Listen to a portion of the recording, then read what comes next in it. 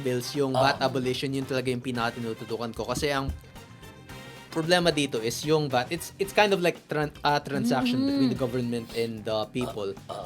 Tumaas yung value-added tax natin. Yes. And hindi lang tumataas yung mga taxations natin, but nagkakaroon ng new sources of taxation. Yung sa online transactions, nagkaroon din tayo ng taxation doon.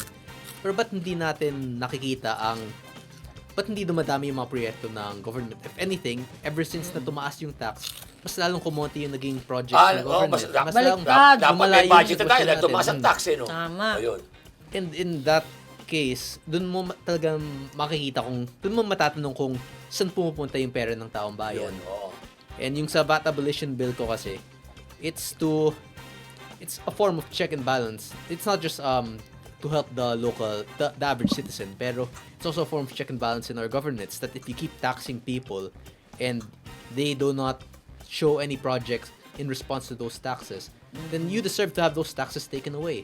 Hindi man pwede na lagi mo lang kukunin ng pera ng taong bayan. Correct. Tapos wala ka pinapakita kung ano. walang budget. project. Dahil kaya nga tayo may tax, yan ang sa panggawain Correct. natin. Kumbaga, panggastos natin yan. Eh, no? Para ma-improve yung bansa natin, kaso nawala. Master, saan kaya napunta? Parang siyang statement sa government. Kung wala naman kayong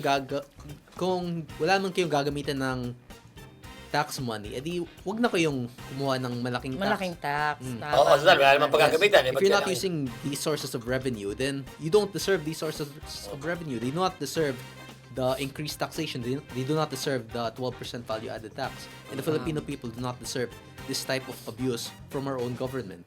And that's why I filed the bill.